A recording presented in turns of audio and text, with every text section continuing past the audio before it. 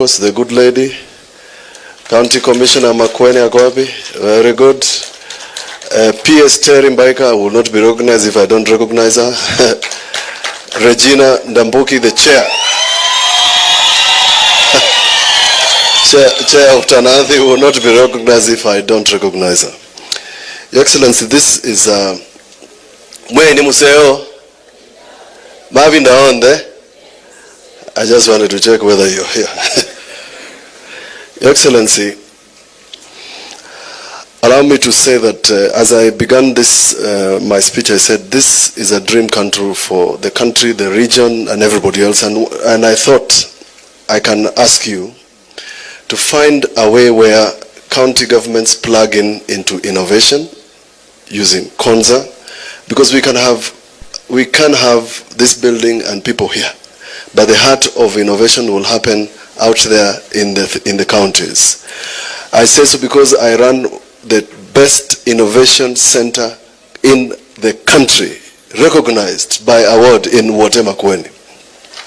And if we were to run 47 such outfits in the country, I believe, Your Excellency, the youth that you are targeting would find something to do. I know what Governor CS Mutula is trying to do in terms of employment. I have a view that innovation and the mobile technology penetration in Kenya, one of the things that we can do, because we have an educated population, is give them an opportunity like this one, where they can innovate what they want. And I say so because when Mr. Engineer Tanui did a boot camp here, 2016, a young man from Ndora by the name Shiznet did an innovation, and he was #1 out of 4 counties. A young man who had never seen a computer. A young man who was trained how to switch on a computer at Conza. And therefore, Your Excellency, the success of Conza and innovation and this tech is devolving this training out there in the counties. That's #1. #2, Your Excellency, I was telling the gentleman from ICT Authority that we still have problems with NOFB. And I think for us to have mobile penetration and ICT technology, we must make sure that it is working the way it's supposed to work. I have mentioned to you, Your Excellency, that we have in Makueni started running a hospital that's running from morning to evening without the use of Kenya Power. That is possible in the whole country, and it's saving Makueni up to 800,000 per month. Your Excellency, the success of green energy. One of the ladies who was doing from Nigeria was asked a question. No, Namibia. The ones who are doing the mobile technology for purposes of agriculture, I think. The parts that they are using are all imported. The panels that they are using in Namibia, just like in Nigeria and Kenya, are all imported. When they come to Kenya, the cost is too high for ordinary Kenyans. Yet we want to do irrigation like the good lady wants to do irrigation in Embu. Your Excellency, I know you want to collect taxes, but can we reduce the taxes on these green energy components so that the agriculture that we are doing and the fertilizer that government has offered that has increased production by 60% can now be driven, irrigation can now be driven by renewable energy? That is the solution. And you will never hear of the Sufuria revolution again, because people will be having food to eat. Your Excellency, the success of Conza will be tied to water. The water that we have been speaking about. And of course, if you can, the dual carriage that is running from Chumbi all the way to Emali, where ECOWAS comes from, it will be a big boost to this, together with power. So, Your Excellency, I would request that some of those little dots that are going to make this a success be made a success quickly. People still think when they drive on the road that there's nothing happening in Conza because they cannot see. I'm asking that the Conza people, Mr. Okwiri, please tell Kenya what you have done. A lot of money has been spent here.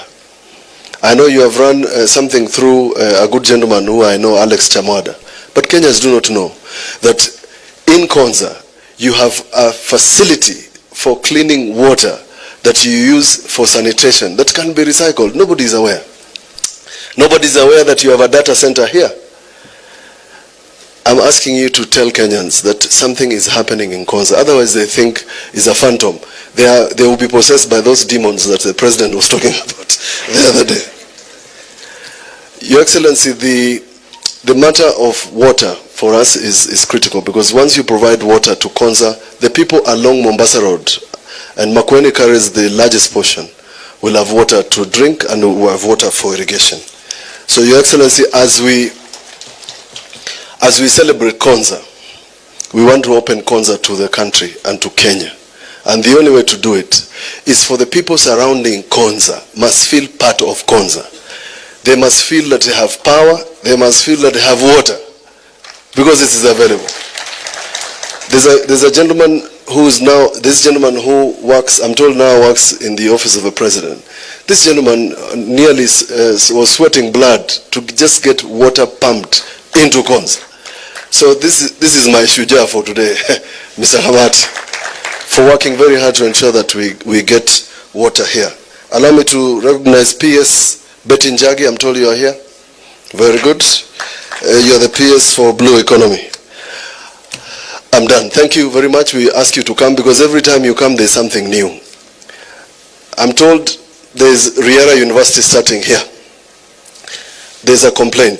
Riara is here. Very good.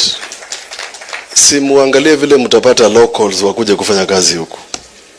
You can't import labor into Conza.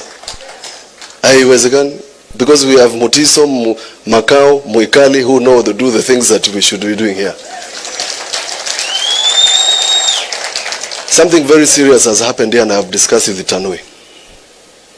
And I must tell you the president because it bothers me. We have not said much about scrap metal dealing. So what the people have been doing here, some, is vandalizing things we call copper wires. And they're selling them for a song. What it means, Your Excellency, because it's not powered yet, that the minute you disconnect that line, they have to import a new line.